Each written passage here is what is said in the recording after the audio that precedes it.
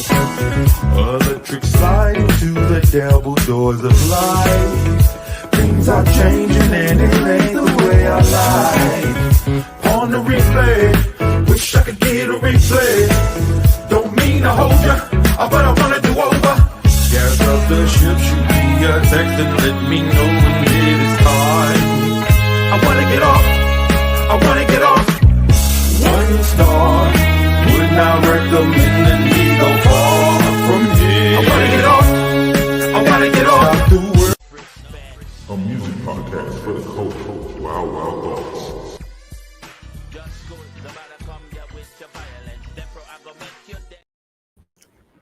What's up, everybody? Welcome to another episode of Wild, Wild Thoughts. We got my co-host V-Ray, my other co-host Mars Blackman is in the house, man. We got a lot to talk about today. But first, of course, you know what's at the top of everybody's news cycle. 50 Cent's been asking for 2 weeks, did he do it? Well, now we know Diddy did. So a lot has transpired because first there was the video, and then there was his apology, and then there was the aftermath of the video and the apology. So let's just start with the video first. First off, I saw that video, man, and it was horrible. I was horrified by that video. It was like somebody said, I want to say, was it Jamil Hill? Somebody like that video was worse than Ray Rice video because you see Cassie's clearly trying to get away. She's already incapacitated, and you kicking her and dragging her, like, and you have the audacity to just run down the hall damn near butt naked in the towel, which means like, and I'm like, if you bold enough to do that this shit is not nothing new for you. If you bold enough to come out in the towel and whoop somebody's ass in the hallway, in the elevator, in a hotel where you know there's cameras, this ain't your first go round, man. And I don't know what was y'all thoughts when y'all saw the video. That was my initial thoughts. My initial thoughts was this is horrible, and it's over. It was like it's over for Diddy. Like that was my initial thoughts. Like this is a horrible for Cassie. Feel bad that not only did she have to live through that then, but now she has to live through it again publicly because it comes out years later when she's probably already dealt with that. Now it comes out again, so it brings that trauma back up.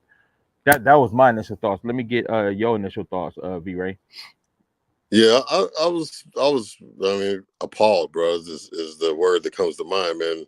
And the other thing that really struck home was that's probably not the straw that broke the camel's back. You know what I'm saying? After that beating, she probably stayed with dude. You know what I'm saying? For until whatever time enough was enough. So it just looked so regular, like you said. He didn't have no caution about it. Just like cops when they shoot somebody or beat up somebody on film, they don't give a fuck that it could be captured, the clap back that could come from it and shit. They just at that level, of authority or richness or whatever it is that makes them above or feel above reproach, that they just do what the fuck it is. You know what I'm saying? So it was horrible, man, to see old girl get done like that. Drug her, kicked her. It was like, I've seen some dudes fighting that don't do some of that shit, you know what I'm saying, in the fight. And he just beat this woman like that. It was hard to watch, bro. Honestly, though, I'm really glad that the shit came out because every dog, has his day. And as much of a fan of the music and the business acumen and shit as I have been of Puffy, to see that shit is like, motherfucker, you overdue for whatever's next. And hopefully you can't buy your way out of that shit. Yeah, I don't like him be able to buy his way out of this. Mars, what were your initial thoughts? Money talks, so.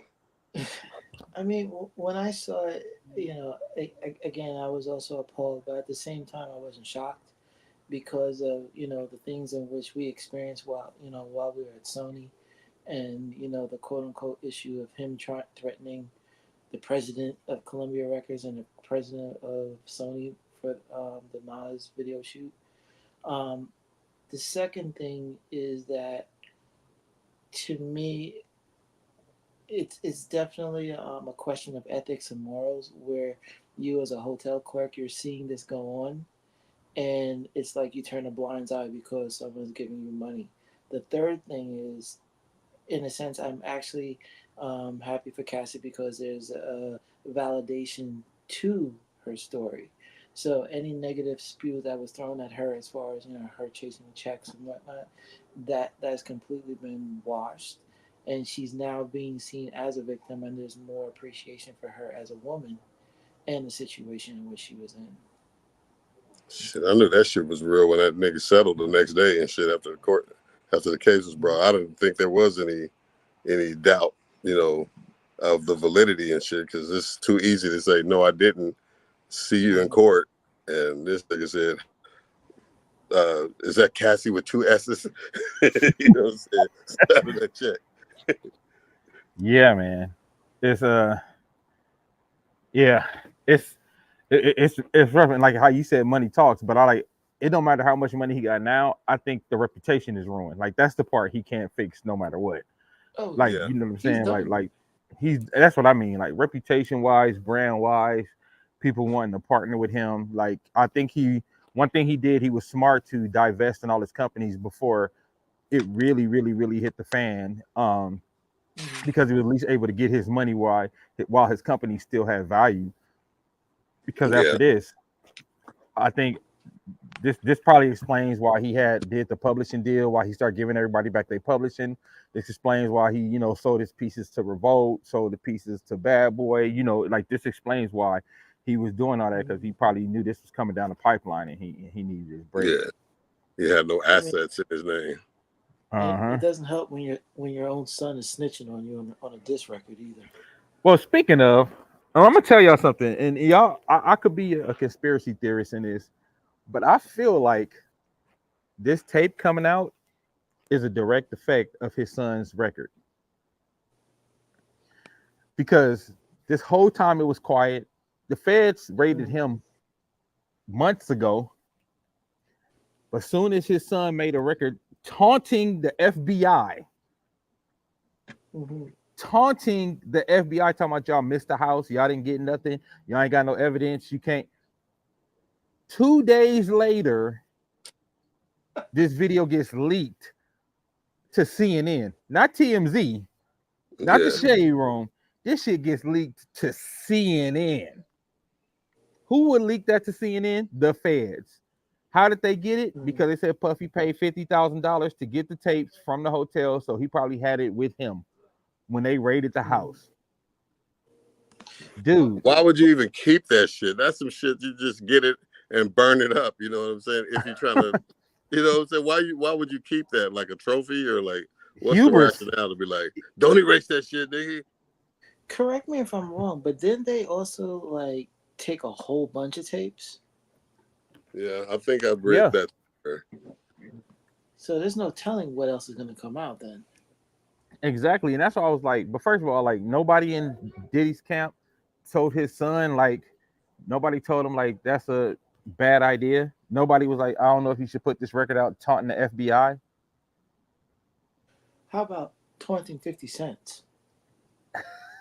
Which is damn near as bad as taunting the FBI because he gonna jump on the court of public opinion with you. Mhm. So I don't know. I just thought it was a bad idea. It was some missteps, and then just a week before, Diddy was making posts talking about I'm tired of all the lies, and I'm like doubling. Like you doubling. Like you could have just been quiet, dog. You could have just not said nothing.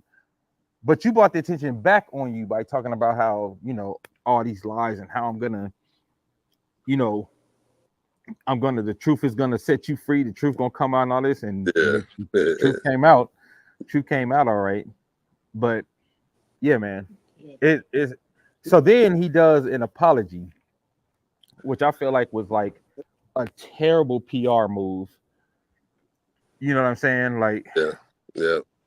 I agree. He should have just terrible said apology. nothing.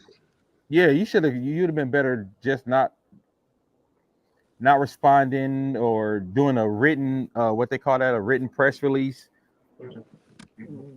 I don't think that was a good look. And to me, the reason it wasn't a good look, and tell me if y'all agree or disagree.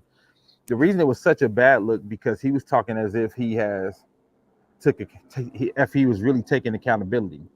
When we Yeah, know he haven't, because just a week ago he was saying he hadn't taken accountability. just a week ago you were still saying it was lies. So you can't say, "Oh, that was looking back in my life. That was a dark time. I went to therapy. I went to rehab." But okay, if you did that, and if you took all the steps in therapy and rehab, ghetto bird. Yeah, Uh, if you took all the steps in therapy and rehab, why were you still denying it 2 weeks ago? So now it looks like you just saying something because you feel like your rep is on the line. You feel like you look bad, you look terrible, and you like trying to get in front of it when you're way behind it now. Like I said, you could have Mhm. the ways he could have did this to me if he wanted to be sincere too, because that's the other piece you have to add, right? Like not if it's just on some PR shit. If he's really trying to be sincere, the minute he wrote that check to Cassie because he knew what could be coming down the pipeline, he should have came out, made his apologies, donated a ton of money to some domestic violence and shelters and stuff, and then really start taking us on his journey of him doing the work. Like he's great at social media, so he could have used it to take us through the journey with him. But he didn't make any of those steps. He denied, paid her the money, and like you said, right, as soon as he paid that quickly, I knew it was true. yeah, yeah, absolutely. And what year was that tape was from? 2015. So like, saying that you did all this therapy or whatever the fuck you did, like his present tense, nigga, this shit was like 9 years ago.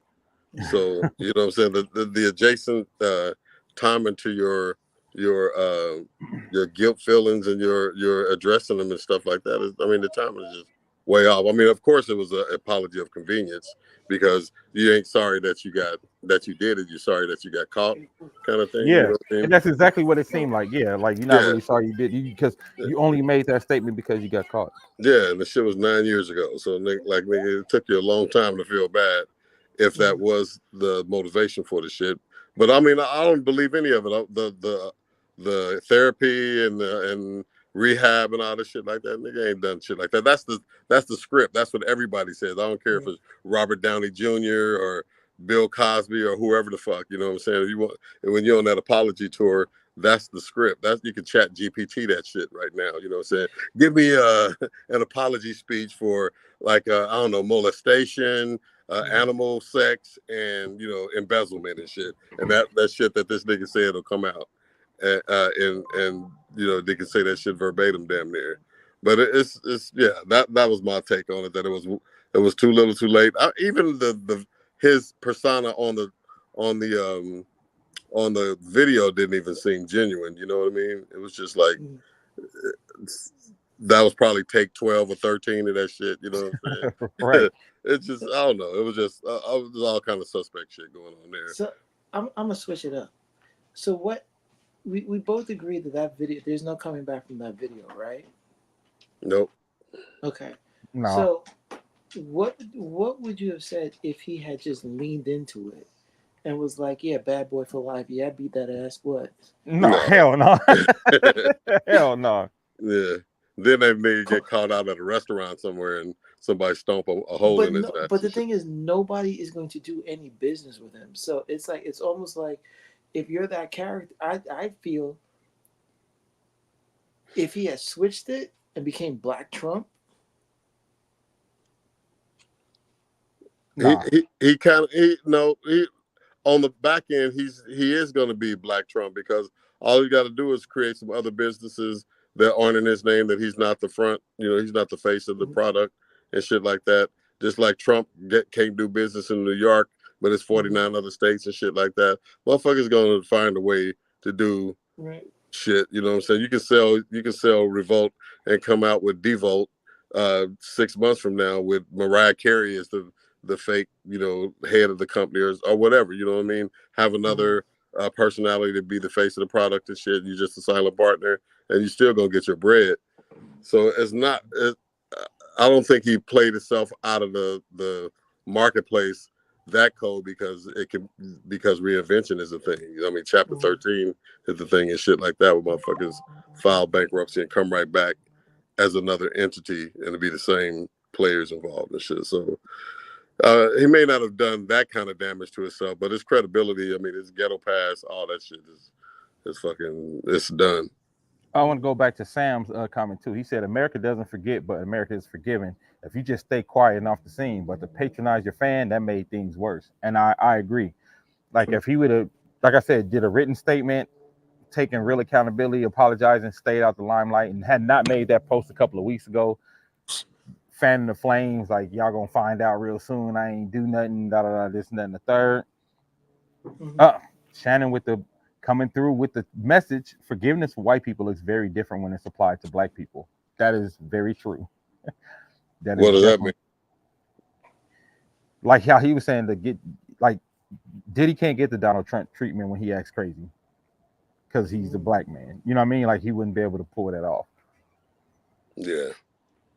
Yeah, his station though is different from, you know, him and Trump aren't parallel in where they started from. You know what I mean? Well, I'm leaning towards more of the exasperated behavior of leaning into the character, like I'm innocent, even though you know you're not innocent, but you're acting like you know you did nothing wrong. I mean, either way you look at it, it's like it's a wrap. Really. Yeah. Like I have to delete all my Diddy and my bad boy stuff except for Biggie. So that's what I was gonna say. Like, you know, I think it's a little different than the R. Kelly situation because R. Kelly's just an artist. Do you mute anything that Diddy had anything to do with it, or just his solo albums? You How does have that to. really work? No, for me, I'm going to speak on me. Okay. With the stuff in which he's done with publishing, with these artists and whatnot, like you know, just taunting Mace on his publishing, like that man is evil. I can't support that. Okay. I can't support that. But you've been supporting it, How? haven't you? You said you got to delete his shit, so you had it. No. You But know, I may have bought it in past, but I haven't been listening. I can't remember the last time I listened to anything from Diddy. Now Biggie, yes, but well, as far as also known as from Diddy. yeah, Yeah, that that's what I'm money also saying. goes to his mom too. Well, I mean, I'm not trying to fucking like be a you know, give you a hard time about it. I'm just saying it's hard. It's easier said than done, probably Right.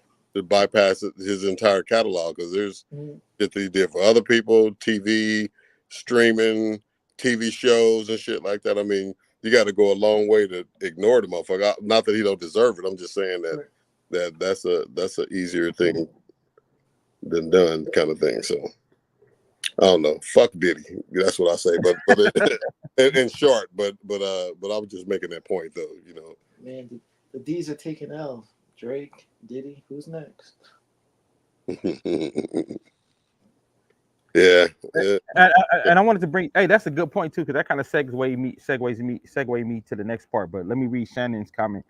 She said, "I don't think Diddy is going to get the grace that some black people have given R. Kelly and Bill Cosby." And I agree. And do you think it's because we saw it on video, or do you think it's because of the way he denied it? Like, why do you think he's not getting? Because you know, even after the R. Kelly, we saw it on the tape, and like people still was like, they just trying to bring down a black man. Why do you think it's different this time, and Diddy's not getting that kind of grace? The cancel culture is more evolved now than it was then. I think that's one thing. I think the reason for me, I'm speaking just for me, it's like R. Kelly was ignorant. He was illiterate, and because of who he was mentally, he couldn't differentiate what he was doing and wrong. I feel that there's some sense of forgiveness. This nigga wrote, I believe I can fly. I can't forgive it. I can't forgive it. I'm just saying. I'm just using an excuse. Like he was just. You trying to figure out why people? No, I think it's more to what V Ray's saying. Like, because R. Kelly, I forgot. Oh, Surviving R. Kelly was the beginning of like the real. I wouldn't say cancel culture, but holding him accountable, right? Because sometimes I feel like cancel culture can be thrown around when it's like somebody don't deserve it, or it's like somebody says something in the movie you didn't like. I think to me that's more like cancel culture. Like when they be like, you know, they was trying to cancel Robert Downey Jr. for Tropic Thunder, shit like that. You know what I mean? I think that's a little different than actually holding somebody accountable. And I think we have evolved in that, V-Ray. And that was gonna bring me that was gonna bring me to my Shannon said Diddy's arrogance and 50 Cent's vocality. That is a different. That's a whole cold combination for you. But that brings me to my next point.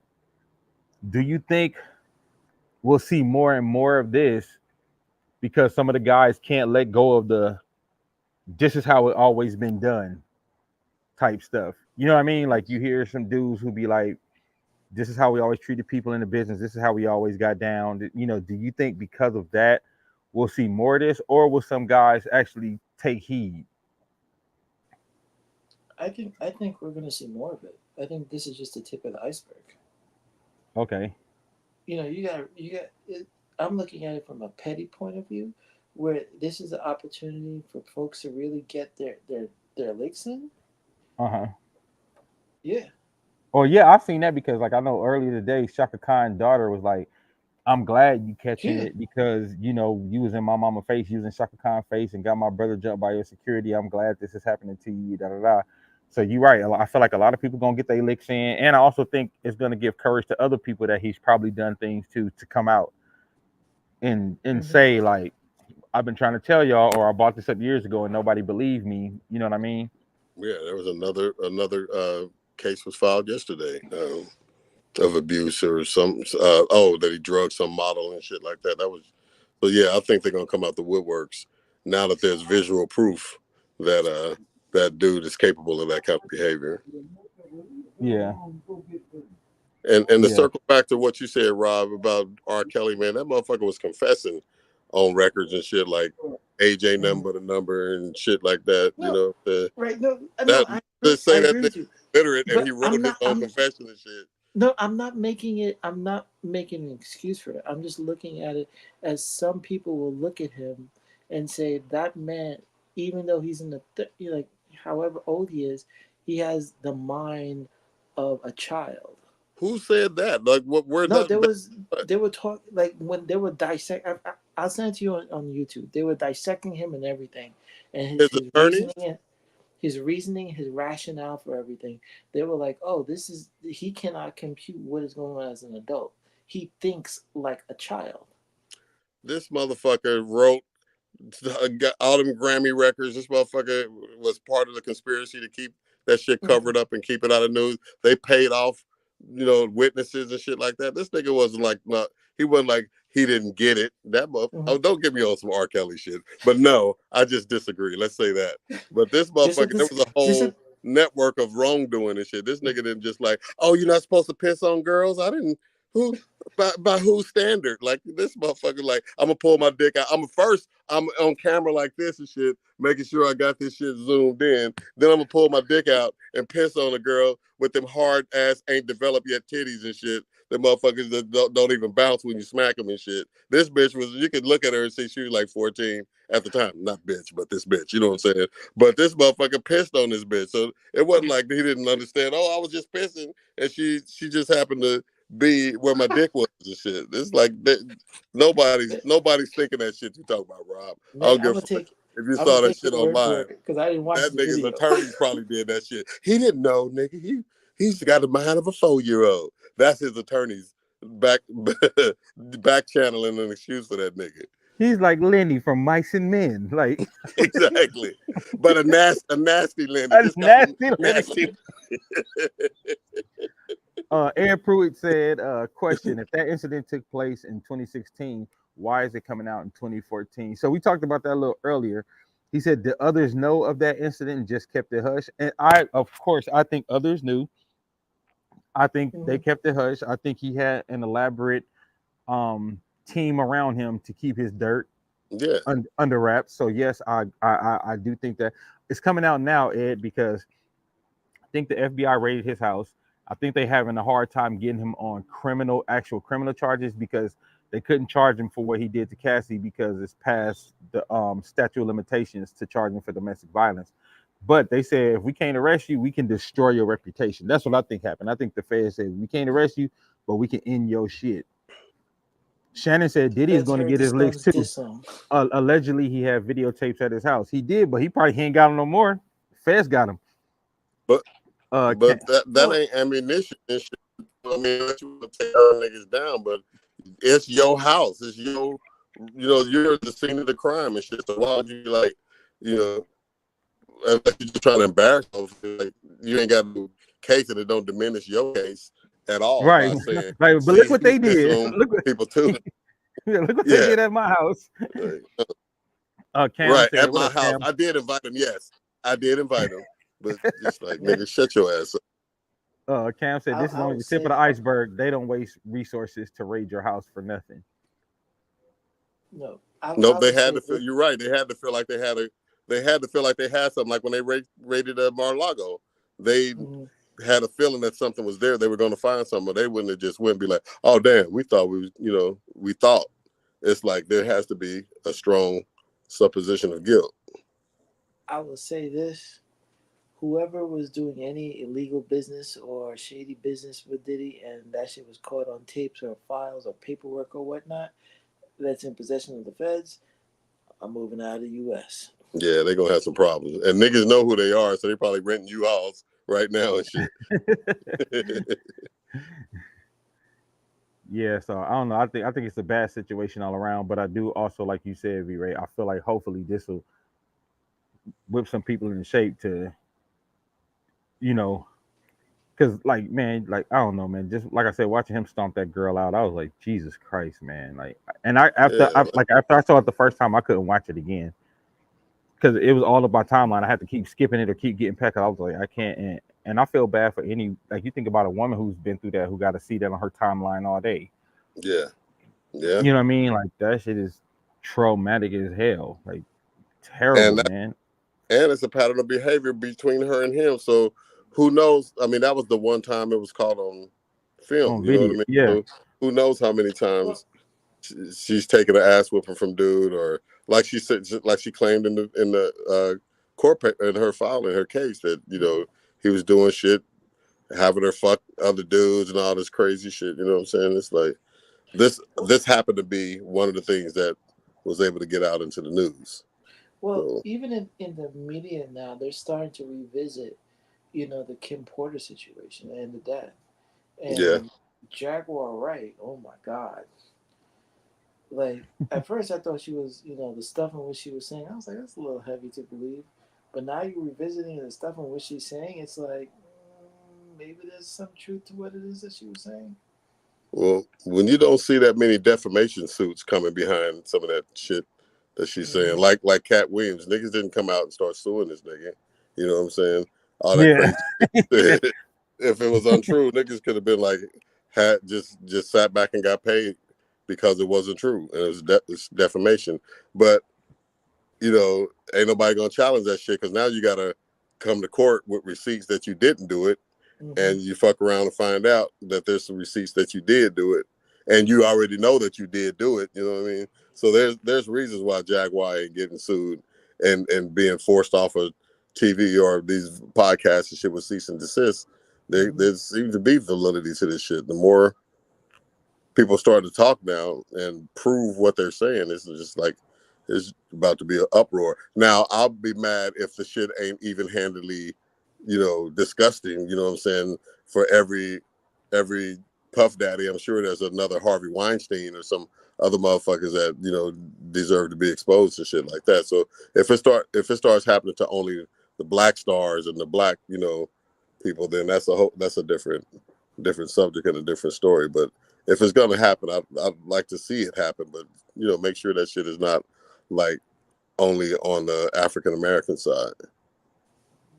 um, That's an excellent Shannon point. said, Yeah. yeah. She said, how does he explain it to his daughters? And that's what I thought about when I saw it too. I'm like, you got daughters, like, and even more than that, how you explain it to your sons? Yeah. You know what Yeah. I mean? Like how you tell your son to be gentlemen, and you know what I'm saying, and like how do you raise them to be men when they see you do this? Yeah, I saw that Shannon Kim Porter's friend spoke out. A couple of them has kind of said like Kim kind of confided in them that she was going through something similar, you know. Yeah. So Unfortunately, it's she got to get her her justice from the grave. Unfortunately, yeah, but yeah, it's just a bad situation, man. I mean, uh, there's no justification for it. There's no way to explain away that shit. You know what I'm saying? It's just out of control. And the fact that I saw a couple of people try to justify it, like I saw somebody say, Really? I saw somebody like, I'm tired of seeing black men being shown in the bad light on my timeline today. I was like, nigga, if you don't take this down, that's not what this is.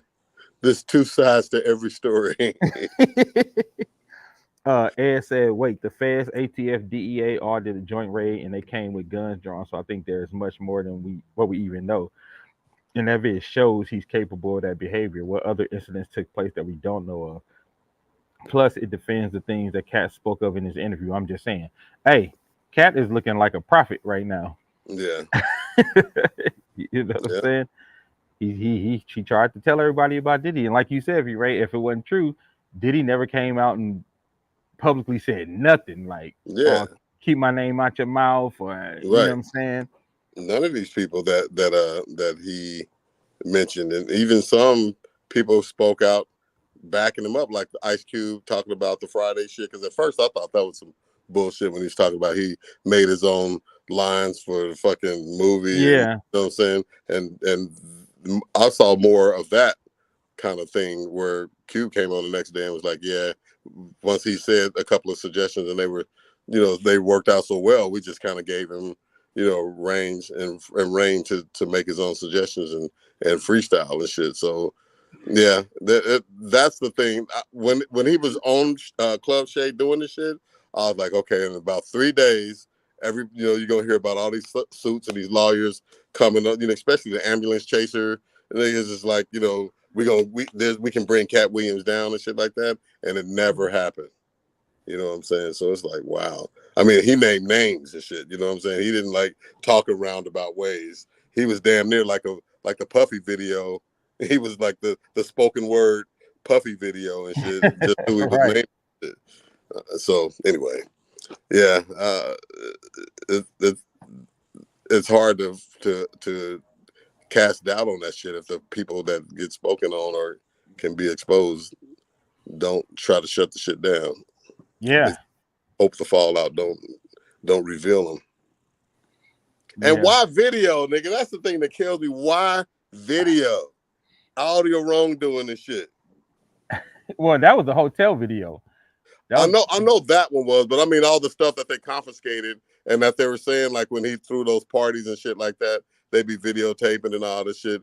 Oh, you're talking about his house. Yeah. Yeah. I mean, any wrongdoing though, any of that shit where like R. Kelly, just the whole from the top down philosophy that ain't nobody made a fucking underage or questionable sex videotape and it worked out well for them and shit. You know what I'm saying? Nobody's like, well, the lighting and shit on R. Kelly shit. I mean, he did piss on the girl, but it was cinematically correct and not, you know what I'm saying? It never works out that way. You fucking make evidence against yourself for some dumb shit that you do and keep it. Like you bought the $50,000 tape from the hotel. Nigga, that shit should have went straight into the incinerator. It never should have seen the light of day. CNN shouldn't be able to get the shit put on television. That shit was 9 years ago. Right. You know what I'm saying? I digress. I'll get off my soapbox, but it's just, I mean, dumb. Somebody posted you play stupid games, you win stupid prizes and shit, and that's a perfect example of that shit, dude. Like, you dry snitch on your damn self and shit. Right. Anyway. All right. So, I don't know if y'all saw, Apple released their top best 100 albums list. I'm upset about that shit. What'd you say, Rob? I'm upset about that shit. You upset? Oh, yeah. Lauryn Hill #1 over Thriller?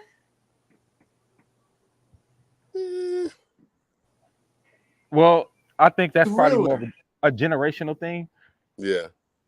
Because Lauryn is seen as a cultural record at that time, Yeah. Thriller. All right, well, let's go because it's 100. So let's just go through. Let's say some highlights. Now, I was surprised by this. The Eagles, Hotel California, is number 99. That was surprising because that's the album that they always kind of hold up as like this is close to Thriller.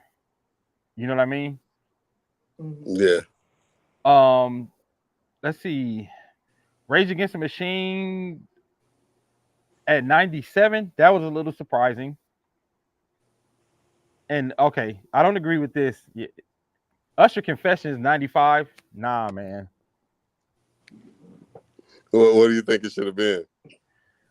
I would say Usher Confessions should have been at least top 30. Yeah. Top 30, because that was damn near a perfect album. But there's some really good albums that are super low because ACDC Back in Black, and that's why I say I think it's more of a generational thing. ACDC Back in Black is number 90, but I think it's because it's older. You know what I mean? Yeah. Mary J. Blige is like number Who that? 70 something, like, her classic album. Which And of one? course, Which 85. what's the 411? Which album by her? My Life is My life. 86. Oh, yeah. Oh, yeah. And Snoop Dogg Doggy Style is 84. Uh let me see. There's a and because it's, I guess it's broad and they tried to make it because we're gonna look more towards the black and urban stuff anyway, because that's our wheelhouse. But like 50 Yeah. Cent Get Rich or Die Trying is number 82. The 100 records of all times. Yeah. Marshall Yeah. Mathers LP is number 80. Yeah. It makes you wonder what age the people were that were compiling this thing. Yeah. Missy Super Duper Fly is number 74. Nine Inch Illmatic. Nails.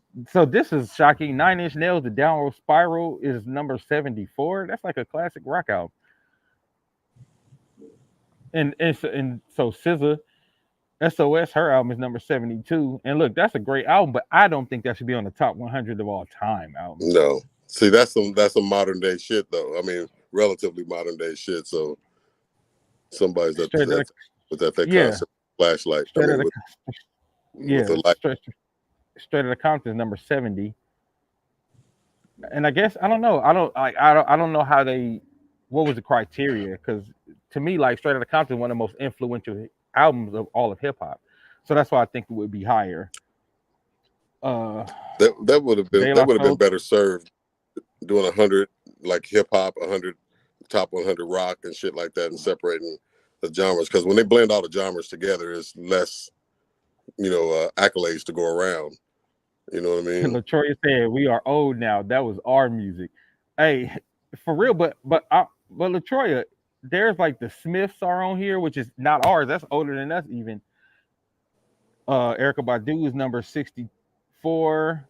The Jimi Hendrix Experience number 63. Tupac All Eyes on Me is 62. Sade is number 61. Like this, so this is why I feel like it's like a generational thing, right? Because there's like D'Angelo Voodoo is number 57. John Coltrane, Love Supreme, 54. Okay, that's a good one. I like that. Appetite for Destruction, Guns N' Roses, number 52. So I would have had that higher. Because to me, like I said, I'm looking at albums that influenced a whole time, influenced the culture. And I think that Guns N' Roses album like really was like a time stamp. You know what I mean? Like in the rock culture. Yeah. The Joshua Tree, U2 at 49. That's another one of those albums that I thought, is a culturally iconic album. Paul's Boutique, BC Boys, number 40, 48. Drake got it. Oh, Drake is on here. Take Care, number 47. He like told No, you. that's the Weeknd's album. And then Bob Marley and the Wailers is 46.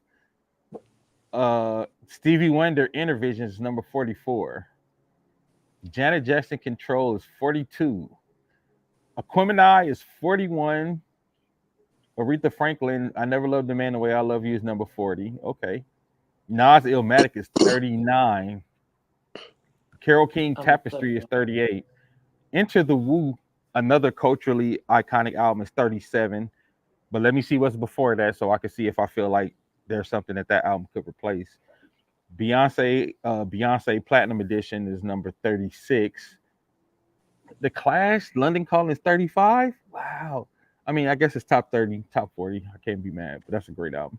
Public Enemy, It Takes a Nation, 34. Kid A, Radiohead, 33.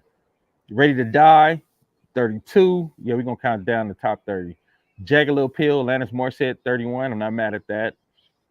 When We Fall Asleep, Where Do We Go? Billie Eilish, number 30. Hmm. See, that bitch Try just show her album's better than Biggie's album. You know what I'm saying? It's like, at least in the ratings, if you're gonna put her in there, I don't think her shit's better than Ready to Die. Right. So we're gonna That get to the was top 10 in a minute, Latoya. I'm gonna go through the top 10. So Tribe Called Quest, Low End Theory is number 29. Pink Floyd, Dark Side of the Moon, 28. Led Zeppelin 2 is 27. My Beautiful Dark Twisted Fantasy by Kanye West is 26. Miles Davis, Kind of Blue. I feel like they got that right. Number 25. The Rise and Fall of Ziggy Stardust and Spiders from Mars by David Bowie's 24. Not mad at that. Daft Punk Discovery, 23. Born to Run, Bruce Springsteen. Okay, that's interesting that Bruce Springsteen, Born to Run, made it into the top 20, to top 30. Revolver by the Beatles is number 21. Pet Sounds is 20. Okay, so now we get into the top 20, y'all. Let's see how y'all feel about the top 20. I love Atlantis too. All right, let me see. Before we go to the top 20, let me read this comment. Sorry, Thriller is top of all time tops. When that Thriller video came out, VH1 played it all day, 24 hours a day for at least 6 weeks straight, while playing other videos from that album, therefore making everybody go buy the album. Cassette, just my take. Albums of all time, yeah, that Thriller. Let's see where Thriller is. So let's go to the top 20. Number 20, Beach Boys, Pet Sounds. Number 19, The Chronic, Dr. Dre. Number 18, Taylor Swift's 1989. Number 17, this is funny. Marvin Gaye, What's Going On? Go from Taylor Swift to Marvin Gaye. That's interesting. Marvin Gaye, What's Going On? Number 16, Blue by Joni Mitchell. Number 15, 21 by Adele. Number 14, Highway 61 Revisited by Bob Dylan. Number 13, oh, this is a surprise. Number 13, Jay-Z's The Blueprint. Number 12, OK Computer, Radiohead. Love that album. Great album. Number 11, Rumors, Fleetwood Mac. All right. What y'all feel about that? The 11 through 20. Oh, we lost V-Ray. What you feel about that 11 through 20, Mars? I would have put Illmatic before Blueprint. Okay. I think other than that, I don't really have a problem with it. I think Marvin Gaye, What's Going On, bumped it up higher though. Uh-huh. But that's my personal preference. got him back. Oh, okay. Hey, what did you feel about that 11 to 20, V-Ray? My battery died. I just got back on. Last thing I saw was that comment where somebody was talking about Thriller. Made everybody go buy the cassette and the album and blah blah. Then my battery died. I had to switch to another phone right now. Oh, okay. What were the last ones you mentioned? The top 11 through 20. So here's 11 through 20 before we do the top 10. Rumors by Fleetwood Mac, number 11. OK Computer, Radiohead, number 12.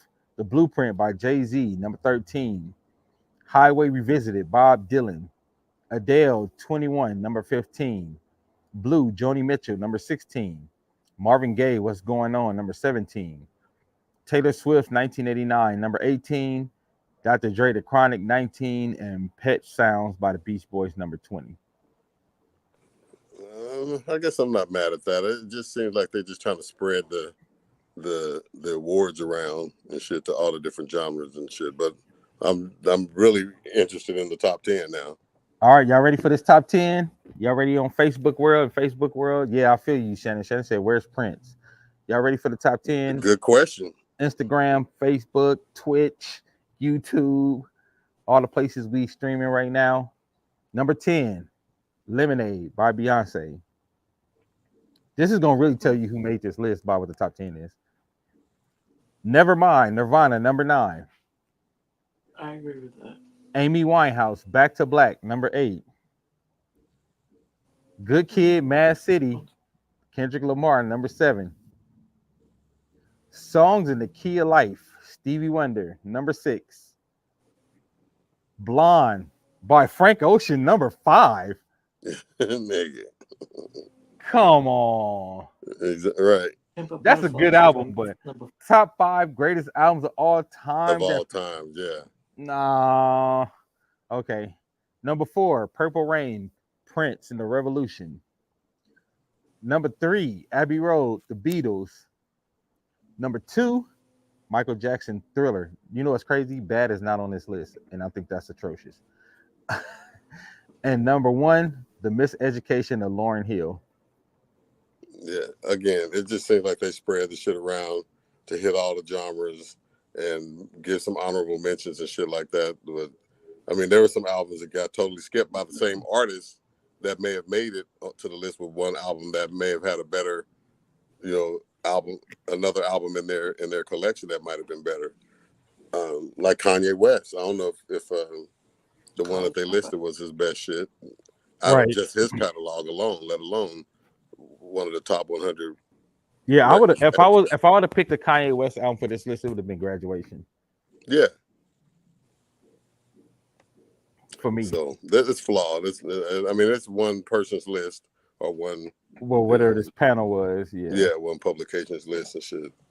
But I still think it would have been a little more justice done if they would have split out the genres and did the top selection of each genre and shit. And it probably got a little more elbow room. I don't know if Beyonce deserved 2 albums in the list of best records ever. This bitch got 2 albums in best records of all times.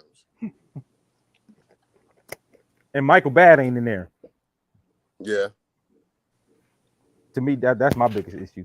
And Confessions is way, after reading all of those, Confessions is way too far down. They didn't have one Bobby Blue Bland album in there at all. But you know what I'm saying? It's definitely personal taste kind of shit going on there. Yeah. And if y'all haven't heard the announcement, Lauryn Hill just announced she's working on her 2nd album. So hopefully she does it right this time and don't steal all the credit. That Stevie Wonder, Prince, and Thriller was better than Lauryn Hill, way better. Those lists are always based on opinion. You can never get a true top 10 through 100 list. No, I agree. I just want to see how close I felt like they would be to like what would be the usual consensus of people, Stephanie. Like a lot of things that, And the definition of true top 10, it varies, Well, I will say that out of that top 10, 8 is black music. Oh, yeah, that's true. And well, you know what's interesting too? Like Lauryn Hill being number 1, you kind of just thinking about it while we're talking. She has been living basically her whole career off that one album. And it's been revered since it came out. That one album has really stood the test of time, and culturally, I would say she raised a lot of kids in regards to, that there's a bunch of young female artists who tried to emulate or make records like Lauryn since then. Like she bred a whole, she got her whole little stable of children off of one album. Like so it's a very influential album. And I'm not saying I think because of that it should have been on top of Thriller, but I just feel like I could see how that album had, because of the impact that we know that Lauryn Hill album has had, and it's one album, But then using that same argument, look at what that one album Thriller. Yeah. Yeah, you use my own argument against me, I lose immediately. Which is why it's like, like I wish that when they do these lists, they print like what are the criteria that they're using. Yeah. Yeah. There's some politics behind that shit, bro. Yeah. So say the 100 best brings together all the things that make Apple Music the ultimate service for music lovers. human curation at its peak, an appreciation for the art of storytelling, and unparalleled knowledge of music, and an even deeper love for it, said Rachel Newman, Apple Music's Senior Director of Content and Editorial. We I have was been about to working say, on this for a very yes. long time, and it's something we are all incredibly proud of and excited to share with the world. I know she would have Apple behind her name, whoever wrote that shit. Yeah, putting this list together was a true labor of love, both in that it was incredibly difficult to do and that we were so passionate about it, said Zane Lowe, Apple Music's global creative director and lead anchor for Apple Music. We were tasked with selecting the 100 best. That's practically impossible. But as music fans, it was also amazing to really take a minute and sit and think about the music and albums and artists we love so much in this context. If this list sparks more debate among fans outside of Apple Music and gets people talking passionately about the music they love, then we've done what we set out to do. And you absolutely did what you set out to do. Well, you know what? Solange made the list with her album "A Seat at the Table." She's number 93. That's an interesting choice. And Lord's album, Pure Heroin, 96. But again, like I said, I'm surprised Hotel California was all the way in 99, yo. Yeah. No cultural shifts, in my opinion. Great artist, though. What do you mean, Pandora, by no cultural shifts? Yeah, like, I don't know. Like I said, it was an interesting list. Like you said, V-Ray, this is hard. First of all, top 100 is hard to get right, because even if I did my top 100, my damn list would change probably every 3 days. Yeah. Yeah. You know what I mean? Like, if we ginormous catalog to consider. Every genre. Yeah, like of every genre, because like like that's no gospel mentions on this whole thing. Right, no Kirk Franklin on the top 100 albums, like, and that's what I mean. Like, so that's why I would look at like what albums meant culturally. That's probably how I would have did my list, to try to take myself out of it as much as I can to be subjective. I would try to go through the most culturally shifting albums over the last 40, 50 years. Yeah.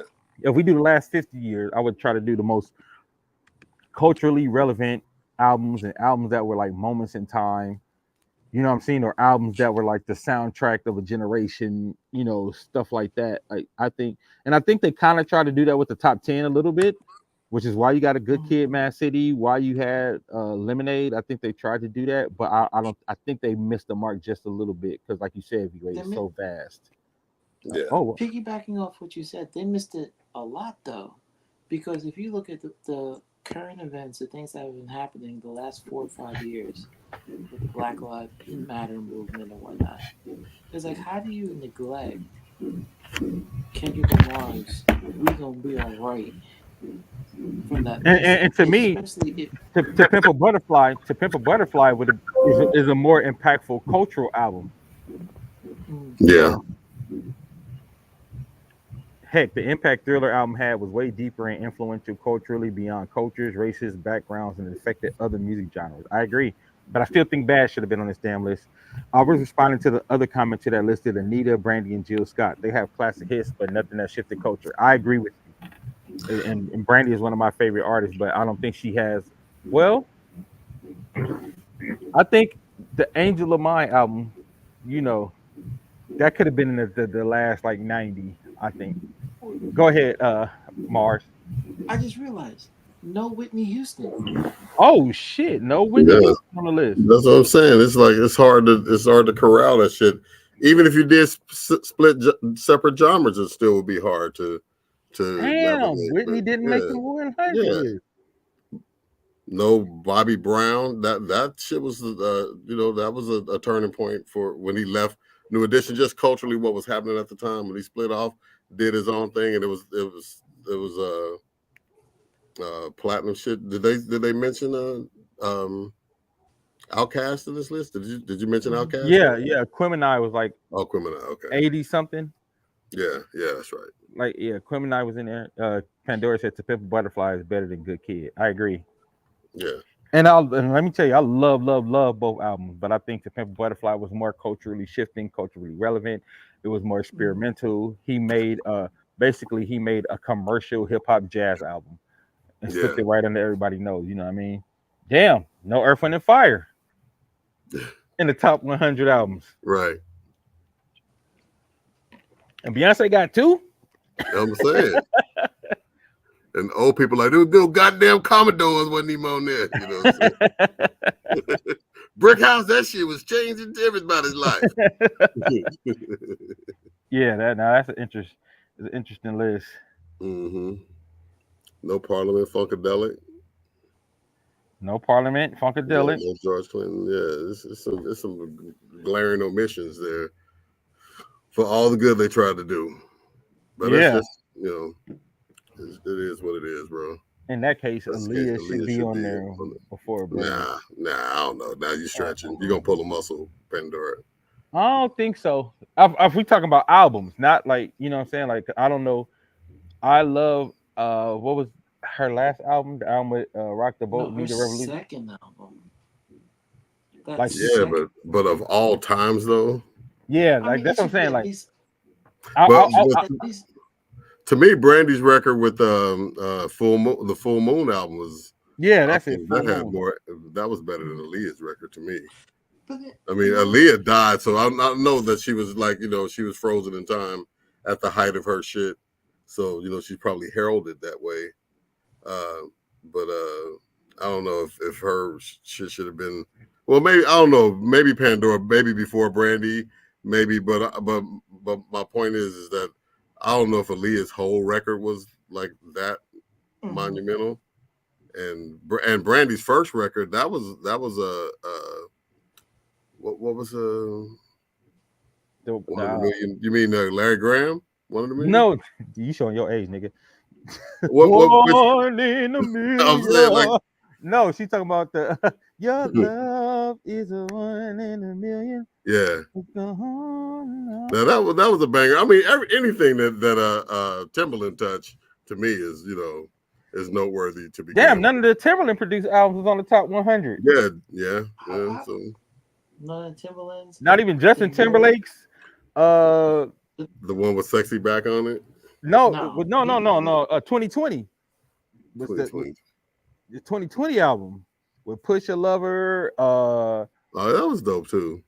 That album was amazing. Yeah, but that motherfucker with the one with the, I forgot what was the name of it, with the glitter with the glitter ball on the cover. The one with what was the name of the album with "Sexy" back on it?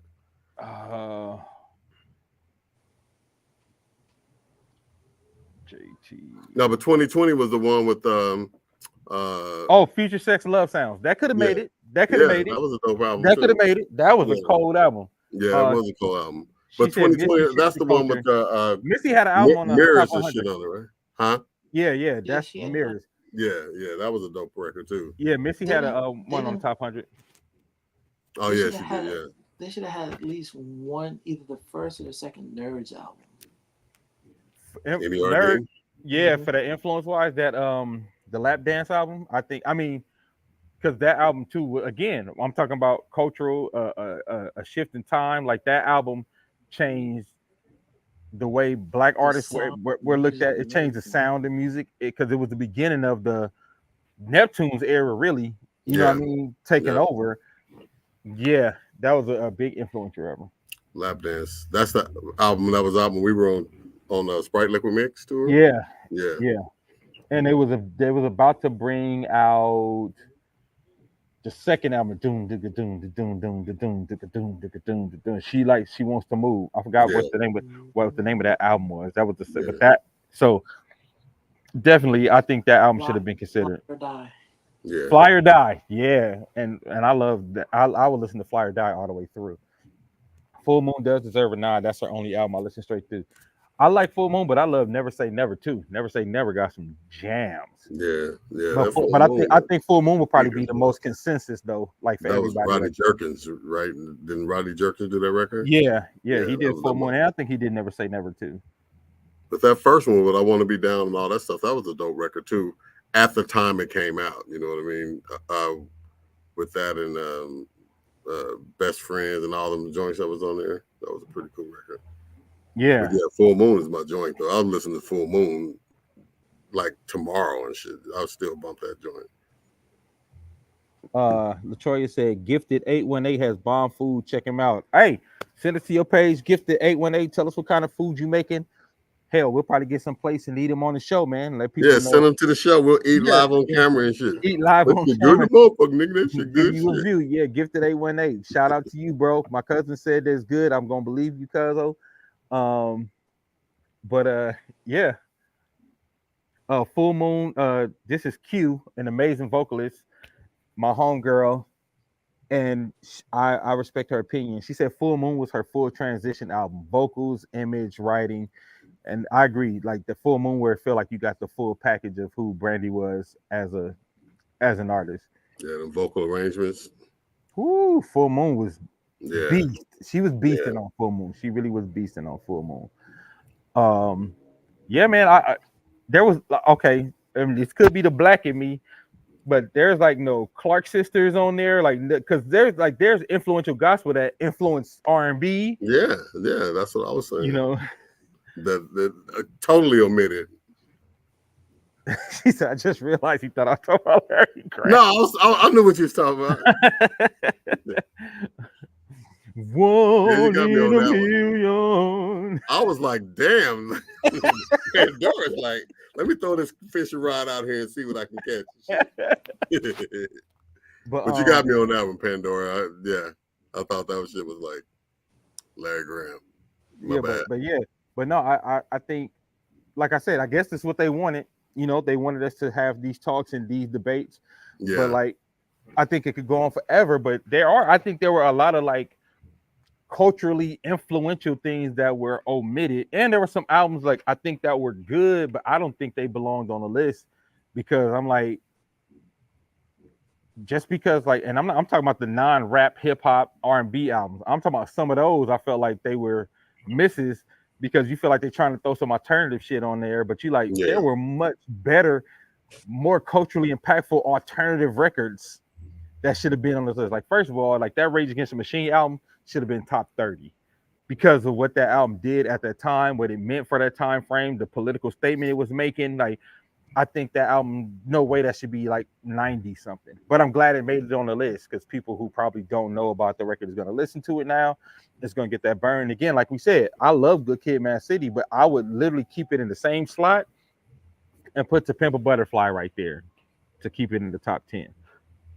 You think Drake burning up that he don't got a top 10? And Kendrick do? And they were still in the hospital. You'll hear about that shit next week. Yeah. But like I said, like I could see, like I don't agree, but I could see how Lauryn Hill could probably be number one. I did, and somebody in the audience, y'all tell me if I'm wrong, but this Frank Ocean Blonde at number 5 of best albums of all time. Yeah, no. Somebody tell me if I'm missing something, if I'm tripping, if I'm bugging, or if he had a homie on the panel. Yeah. Because how is that? First of all, that is over Songs in the Key of Life. Right. Yeah. Songs in the Key of Life is number 6. And Blonde is 5. Yeah, and no Earth, Wind, and Fire at all anywhere in the list.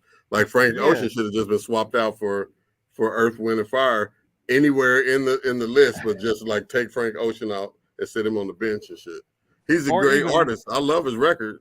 Me too. I love that album, but at number 5, number 5, dog.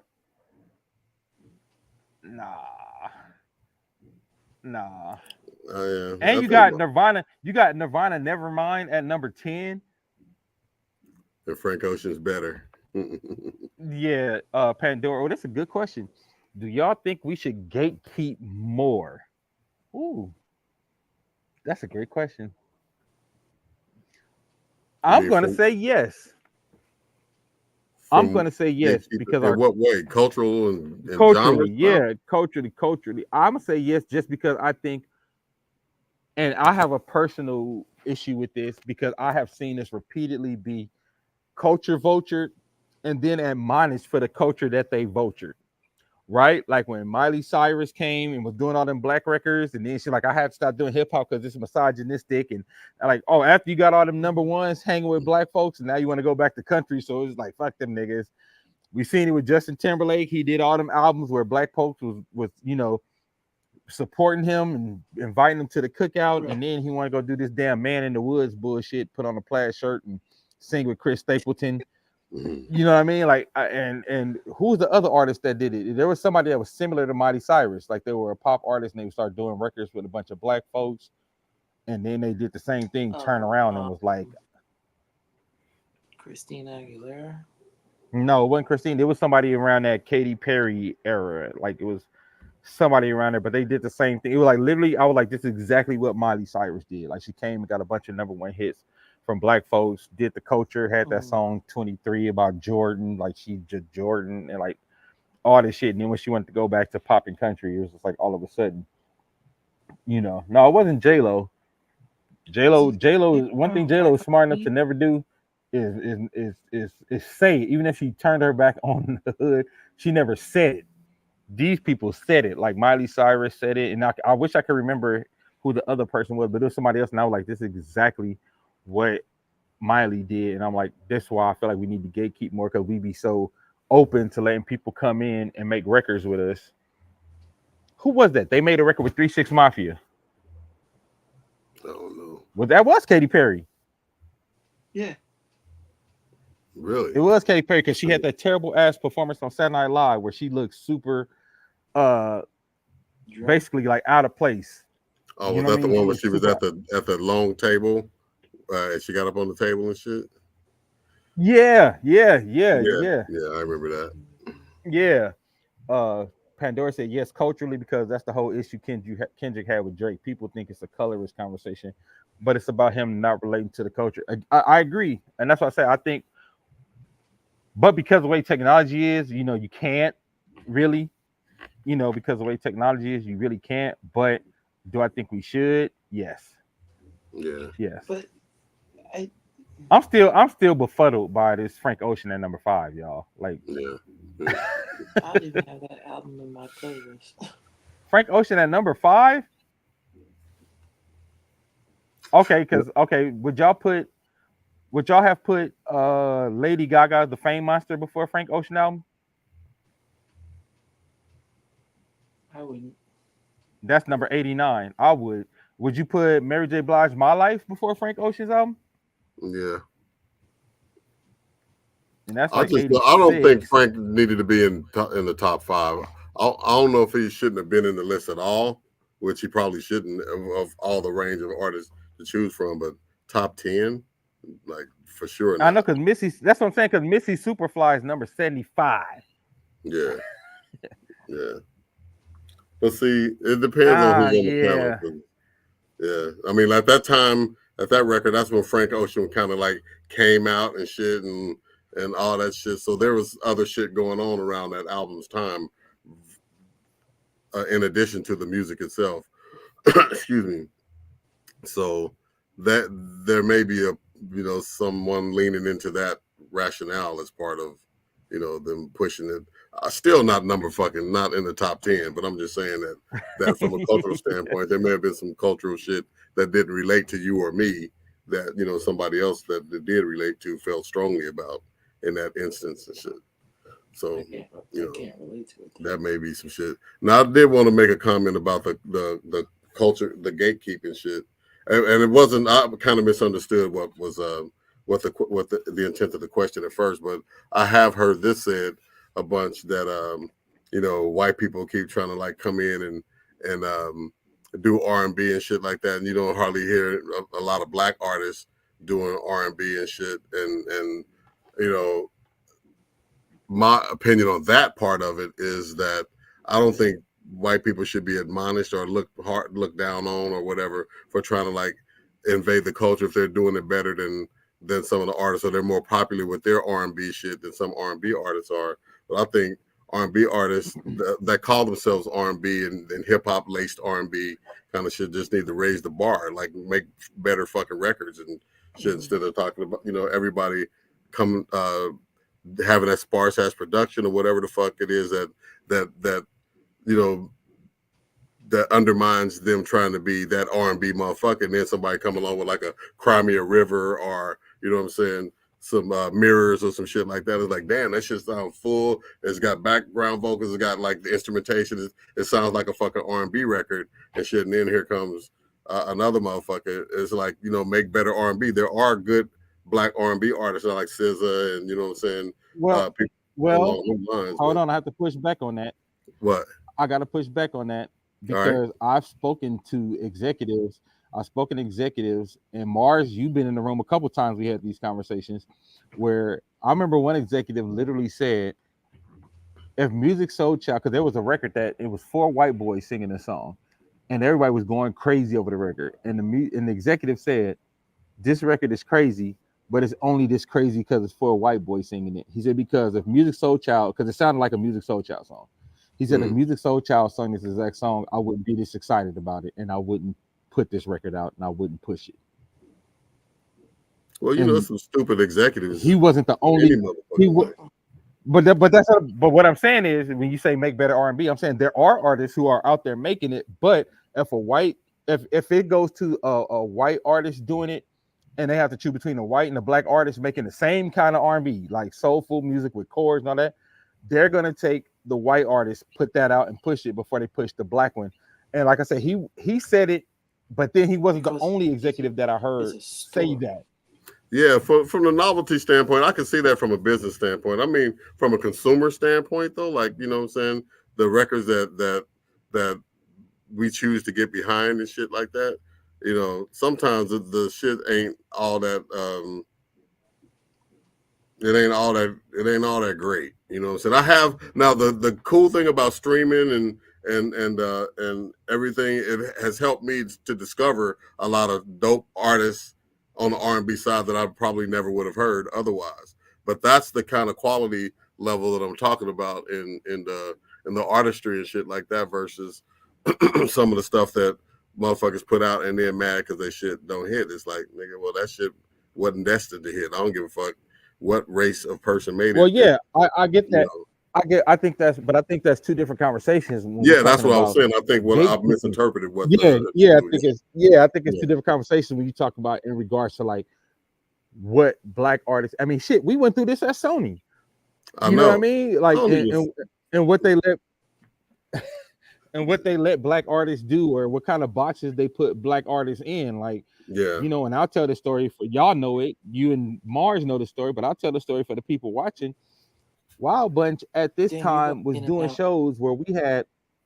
Oh, hold on. I'm gonna go out. Hello, can you hear me? Yeah. All right. So I'm gonna tell this story. I know Mars knows this story and V Ray knows this story, but I'm gonna tell this story about what happens to black artists sometimes. Now, everybody knows the earlier Wild Bunch albums were a lot more alternative leaning, kind of like NERD, but a little harder, right? Something like that.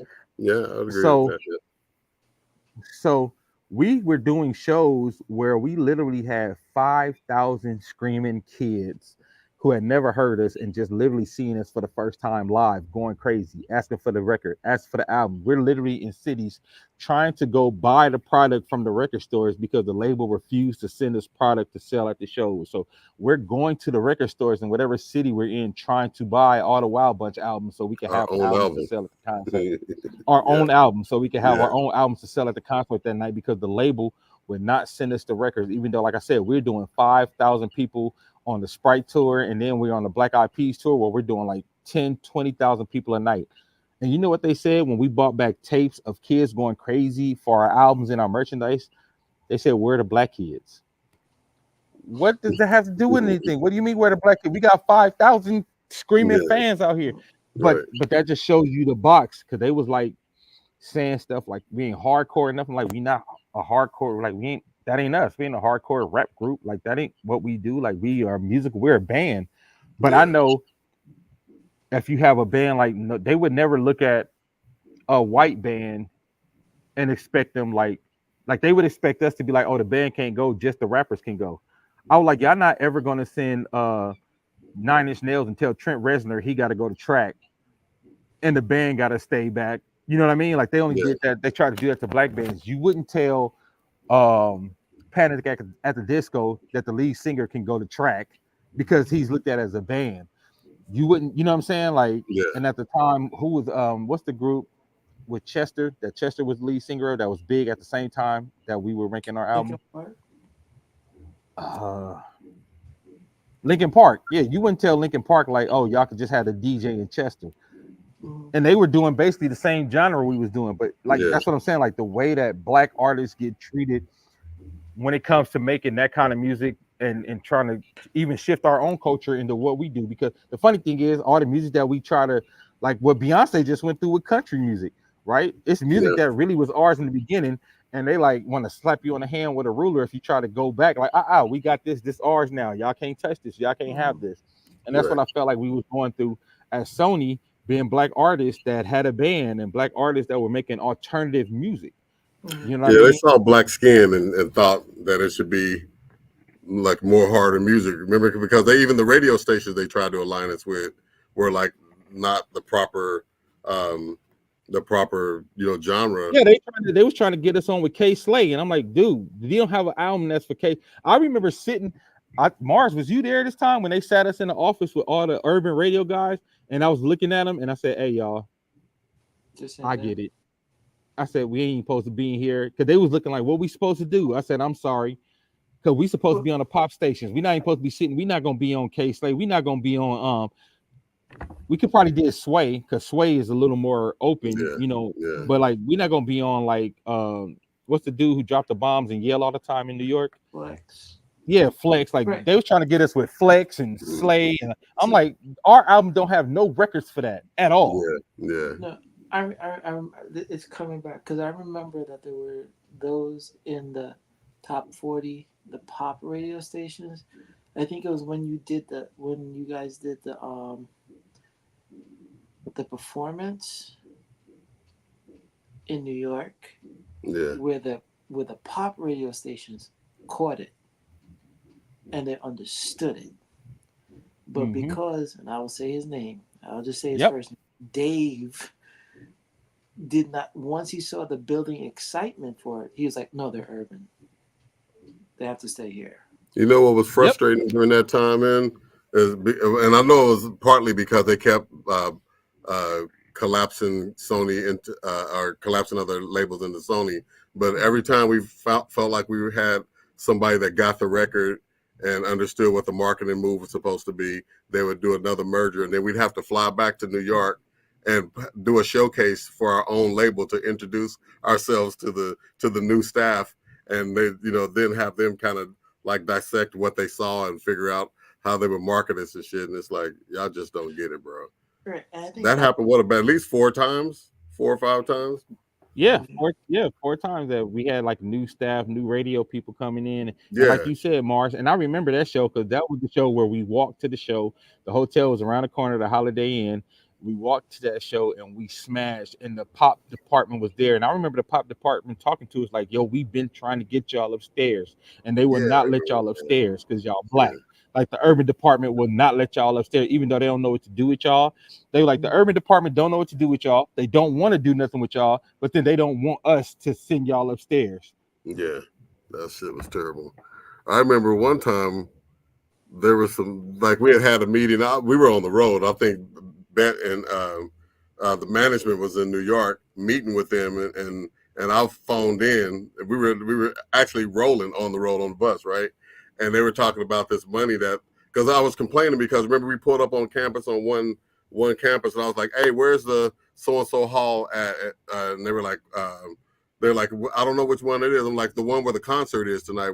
They were like, concert? There's a concert here, right? And so I was pissed, and I was like talking to the label about like, y'all are not like spending the money like promoting our record or like promoting us in the towns on the route that we're on, because we get into places and motherfuckers don't even know that we're here. We win them over when we play, but as far as advance notice and shit like that, they didn't know. And so they were somehow in the conversation, they were like, well, I don't know why, because there's like $85,000 or some number allocated for y'all's promotion. Well, I'm like, well, how much of it is left? They're like about 84,000 or some shit like that. And I was like, motherfucker, as long as you live, don't ever tell a motherfucker that's out here on the road beating the bushes like we're doing that you got some change back from our motherfucking promotional budget because they didn't even try to spend the shit. You could have just gave it Spend to none us. of it. Yeah. Yeah, they didn't even try, man, because it was like they didn't understand where to spend it. And remember, we were buying our own commercials and shit on the road, buying them from the We start buying our cable own companies local and shit. cable commercials and Yeah, letting people know our show was in town and then we would have people show up. Before that, right. bro, and I'm like, we on tour with the Black Eyed Peas, and like y'all not even gonna back us while like y'all don't even have to do no work. Right. Y'all literally just gotta help us get the word out in each city and send us records to sell. And Yeah. y'all couldn't even do that. So yeah, that goes to your point, Pandora, about the things that the label decides to back. And I'm not gonna throw no other artists under the bus because ain't they fault. But there were some other artists who was on that label at that time that they was giving them the world, Yeah. and we was getting the slave scraps. Yeah. Yeah, for sure. You know what I'm saying? So that's just that's my reasoning, Pandora. For a while, I feel like we should gatekeep because I feel like everybody gatekeeps against us. Mhm. And I feel like we are so open and free with our culture. Everybody gets to come, take, and then walk away when they done and leave us with nothing. That's why I feel that way about how we need to protect our culture better. Like we need to do a better job of protecting the culture. That's fair. I agree with you. I also think there needs to be realistically like purging. Like there need like this whole favoritism, networking and whatnot. Like they need to do away with that. Like we need to have people that know what they're doing, trained, actual musicians. Well, Yeah, the problem is you got a bunch of record people who don't They don't understand deal with it, records. Like and they're we're actually looking at. dealing with a situation now. Mm, Yeah, we actually dealing with a situation. You know what I'm saying? We're dealing with a situation now where they're a label is talking to us about our Instagram more than they're talking to us about what our music sounds like. ooh, yeah, this is a big top. Oh my God. Like they, The thing is, you know what I mean? Like they they like, what's your engagement? Like we had one conversation about the music though. right. No, because they've fallen into this whole analytical approach to music where it's like they don't want to do the work. yeah. They want No, you to no do the work. They development. want to know what your numbers are so that they can then say, "Oh, we did this for you. We opened it, we made it wider for you." They Yeah, don't want to do the work. They want the artist to do everything Yeah. for them. but the reality is that if you do all the work and the investment and you got this huge following and people are subscribing and they're like trying to get a hold of your music, you honestly don't really need the label. If you've Mm-hmm. taken it that far, we're like, we want to fuck with y'all. Y'all got 300,000 followers. It's like, just like these artists that whose deals expire and they don't renew them and shit. It's like at that point you've matured enough where you don't really need that. I mean, the influx of money would be nice, but if you know how to parlay that following, you've outgrown the need for it. Mm-hmm. You don't finance my car after I paid it off and shit. It's like I don't need you any Right. longer at that point. Excuse me. So Yeah. that's my thing. I've Like, and always it's like been. labels. Yeah, I'll go labels ahead. are essentially just banks, but then they not. Labels are essentially banks, but then they're not even that no more because they don't want to give you the money till Mm-hmm. all the work is done and you've done Right. everything. Like at least it used to be like, all right, if you're just gonna be the bank, I'll independently make it work. I'll go blah blah blah. But now it's like, not only are we the bank, we're not gonna give you the money till you do everything that you're supposed to be able to do with the money. Where's your video? We're supposed to do that with the money you're giving us. We came with Where's 5 videos. We got 5 videos. That shit is 5 crazy. videos shot in the A complete can? album Yeah. and 5 videos, and it's still like, well, what are you willing to do besides everything that is done at this point? I mean, it's almost Yeah. insulting, man.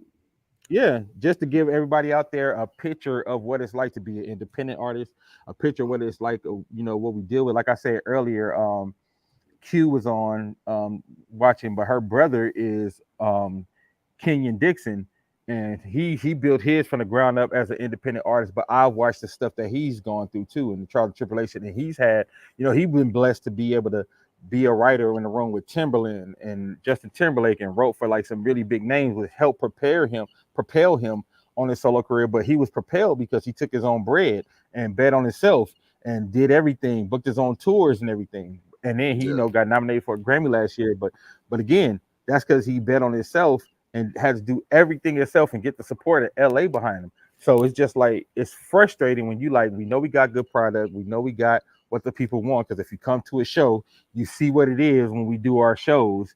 You know what I'm saying? It's like everything is there. All y'all got to do is put a little bit of elbow grease behind it. And they're like, yeah, but what else you got? Yeah. You know what I mean? Like, so that's that, and that, like you said, Mars, that analytical approach. So that also means, Mars, you're not getting people who's putting out music because it's good music.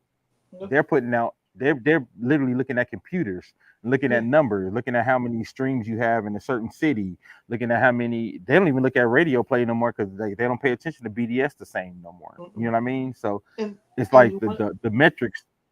Go right? ahead. No, you're absolutely right. And I'm gonna transition that into present day. Look at everything that's going on with Kendrick. The label isn't promoting any of the stuff that he's doing.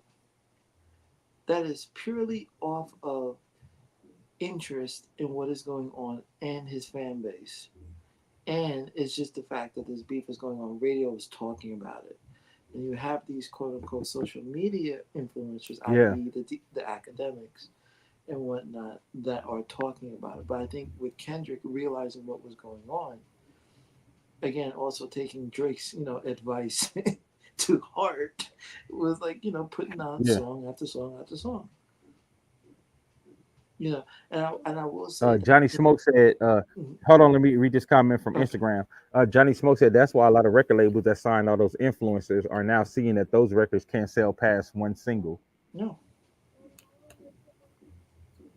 it's gonna be very interesting to see what happens with the latter part of this year, because I foresee that there's going to be a lot of drop artists. Those mumble rap, I think mumble rapper's done. I think it's done. Yeah, well, I hope so. I hope we see I hope we see a change, and um, I hope people understand why a lot of good music. Because I don't know, people always talking about, well, we don't get to hear the good music. I'm just trying to give y'all a little bit of insight on maybe why some of the good music that is out here, that is being made, isn't being heard the way it's supposed to, Well, because of the way the labels are operating now and operating these days. It's kind of frustrating. So, just a and little then insight, man. Man, this was and then tying this it was a great show, into man. tying it Yeah, into what you I were agree. saying with the list, that 100 list. There's no mumble rappers on that list. No, because that music is not lasting. You know what I Sure. mean? Like that, like because Future had a bunch of like top 10 records, and none of his records are on there. But yeah, man. So yeah, this is what Wild Thoughts is about too. Like we said, sometimes y'all gonna get some insight. Y'all get some insight on what's going on the music business side of thing. On the inside, from what we see, a lot of people don't know. But Mars Blackman, when we were at Sony, Mars worked at Sony. He was on the marketing side. He was Denzel Washington for us. He was our inside man.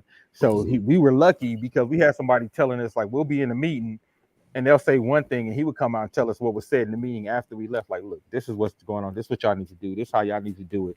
So he helped us navigate a lot of those things because we had somebody on the inside telling us what was really happening, what was really going on. And he was able to relay the things that we said in a way that, like, I'm just gonna go cuss everybody out. He's like, don't cuss them out. Just tell me what you need. I'll go try to talk to Bob. You know what I'm saying? Like stuff like that. So yeah, this has been oh, thanks, Latroy. Yeah, shout out, new albums coming soon. But if y'all, we got a single out right now called Walk It Back with a line dance. We a week behind on dropping the contest, but we're gonna We are, we're gonna yes. we're gonna drop it top of next week for sure. We're gonna drop it top next week for sure. Yeah. I'm Thank gonna work everybody on for that joining. tonight. Thank my co-host Mars Blackman, V Ray, and everybody who's gonna be in the contest. You're gonna have a chance to win the TV. Oh wait, Johnny Smoke. Before we go, he said major labels are on some other shit. Look at Capitol Records starting the AI music department, hiring employees to create AI music for licensing and sync. I know, man, that shit wild, and I hate it because I've been getting a lot of my downtime money from doing syncs and doing cues for TV shows, but that shit might be about to die because they probably just gonna start doing AI and not have to Mhm. pay nobody and keep all the publishing. So Yeah. yeah, shit is Game changing. is changing, All right, bro. man. Thanks everybody for watching. The game is changing. This is Wild Thoughts. We're here every Wednesday night, man. Tell all y'all industry folks or tell your folks who just interested in the culture, interested in the music. Tell everybody to come on. watch the show and enjoy and participate with us. Thank everybody in the comments on Instagram, on Facebook, YouTube, Twitch, and Twitter. We appreciate every little bit. And again, Wild Bunch, Walk It Back is out now. If y'all get a chance, get it. Go to our Instagram, watch the video, make your own video. We're gonna do a contest where you'll be able to win a TV and maybe some other things, some hoodies, some merchandise, some Wild Bunch merchandise, some cool shit. You know, maybe we do like first, second, third place or something like that. We'll see. But thank y'all for watching, man, and we'll see y'all next time. This has been Wild Thoughts.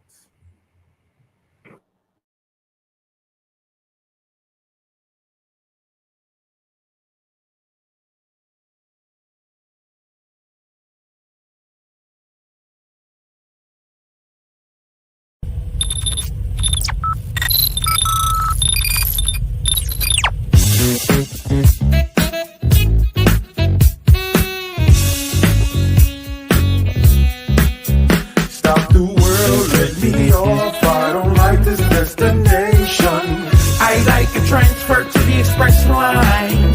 I gotta get off. Electric slide into the devil doors of life. Things are changing and it ain't the way I like. On the replay, wish I could get a replay.